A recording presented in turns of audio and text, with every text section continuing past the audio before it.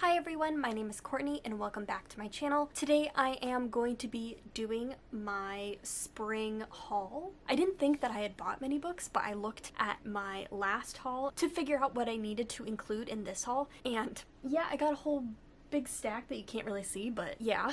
So I figured it would be time to do a haul. Before I get into the books, I just want to comment this because I don't know if I'll do a video about this. So I am a creative writing graduate student in my final year, and before this, literally 10 minutes before this, I just finished my thesis defense, and I was like, hey, I look cute, I have makeup on, I should do a video.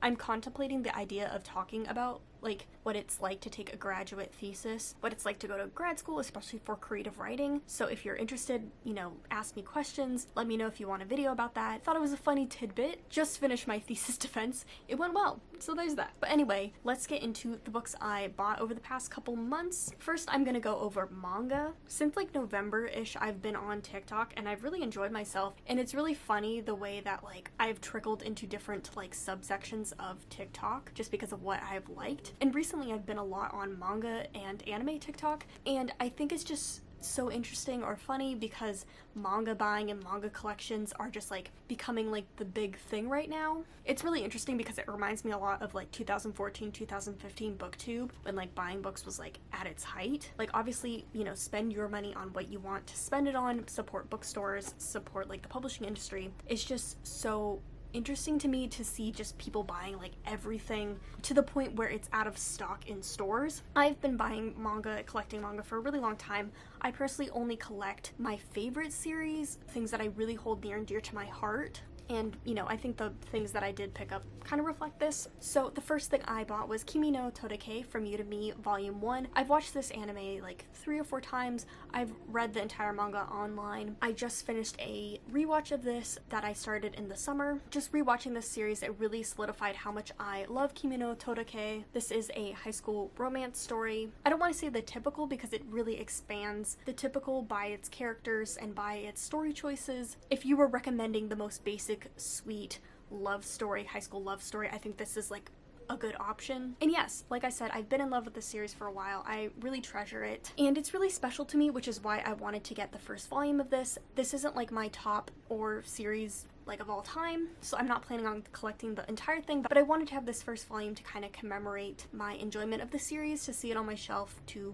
just look at it and smile. So yeah, I bought that. And then the next one I got was Skip Beat Volume 45. I've been reading Skip Beat for like 6+ years, 7 years now, I don't know, it's been so long, and I kind of started collecting it on a whim, I want to say, because I love this series, but I wouldn't again say it's like my favorite of all time. But I've just been following it and rereading it for so long that it just feels so natural to collect these now. Over the past couple years, the publication has been slowing down. One, because the manga artist has actually been like taking pretty big hiatuses, but also just like we're caught up to the series now, so it takes a really long time to get new releases. I love Skippy. I'm gonna continue collecting it, and I want to see where this story goes. Basically, this is about a young high school girl named Kyoko. She's kind of betrayed by her childhood best friend, who sees her nothing more as like his personal maid, and he's like this big up-and-coming music star in Japan. And so she decides to enact revenge on his ass by becoming just more famous than him, and she's gonna do this through acting. And the series is so fun, so comedic, just a really great time. It's an older series, but I really do love it. And the next 2 volumes I have here are Yona of the Dawn by Misaho Kusanagi. This is probably my favorite series of all time. I have volume 28 and 29. Obviously, I've been following it for a very long time. I remember just getting so excited when it was announced that they were going to be publishing these, and I've loved it ever since. Again, this is another shoujo. You'll notice I read a lot of shoujo, and I buy a lot of shoujo. Shoujo, if you don't know, is the way to say young adult for a female audience. This is a fantasy series about one young girl coming into her own, coming into her power, and it's so good. But let's get into what else I've bought over the past couple months. I'll start with something that I've already finished, which is Of Monsters and Men by Patrick Ness, which is the 3rd book in the Chaos Walking trilogy. I recently have read this. I posted an entire discussion talking about reading this book, what it was like reading this book, how I feel about the series as a whole. This is a young adult, older young adult series, and it's very genre bending. It's hard to describe, but it's basically about this young man named Todd who lives in a village where everybody can hear each other's thoughts and everybody is men. Until one day he stumbles across a pocket of silence, which happens to be Be a Woman. Check out that video if you want more of my thoughts, feelings, and opinions about this series. And another finished novel I have here is Trust Exercise by Susan Choi. This is like a contemporary realist literary fiction novel, and I had to read this for a class, for my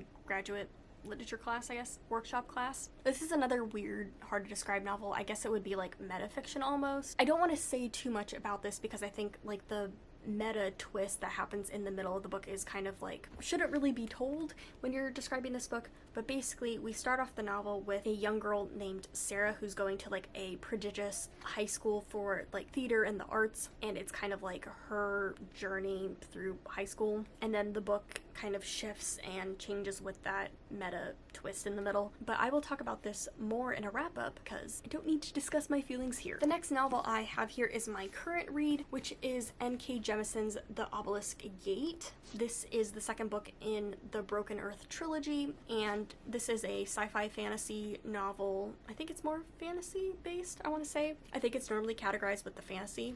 It's a very complicated and complex adult fantasy novel about a woman who lives in a world where there's this thing called orogeny, and orogeny is basically like magic to move the earth, like tectonic plates, earthquakes happen, that kind of stuff. And there's these things called fifth seasons where basically like all hell breaks loose and it's like disastrous storms and disastrous things happening. It's really hard to describe, but like it's complex, it's really great, and I will hopefully be finishing this soon. I've been just having such a fun adult fantasy kick. When I was at the bookstore or ordering books or whatever, I decided to pick up another adult fantasy sci-fi novel that I had been interested in, which is An Unkindness of Ghost by River Solomon. This takes place on a spaceship where the different levels are kind of based on like some type of hierarchy, which is supposed to like represent the antebellum South. I've heard a lot of great things about this. A lot of people have loved it, and I'm really excited to explore sci-fi that has discussions about like race, class, those kind of different topics. I love literary sci-fi, literary fantasy that really reflects on our world and our society. So yes, I'm really excited for this. The next book I picked up is actually a graphic novel, and that is A Map to the Sun by Sloan Long. And I don't know much about this, to be honest. I really love graphic novels, especially like single issue big things like this. This is published by First Second, which has published a lot of my favorite graphic novels, and I believe it is a sports story. I believe it has something to do with basketball. It's supposed to be like a good coming of age story. It's newer and I haven't heard a lot about it, but I love the colors, I love the art style, and I'm excited to read this. Honestly, find out what it's about. The author is also Indigenous, so that was another reason why I had it on my to be read shelf, so that I can hopefully love it and promote it to all of you. And then the last and final book I have here is a nonfiction, which is 400 Souls. And this is nonfiction, but I don't know if the fictional stuff bleeds into this. Like, I'm not quite sure what this is. I know it's like a collective work with a bunch of different authors covering a lot of different topics. Because I haven't read this, I don't know how historical it is.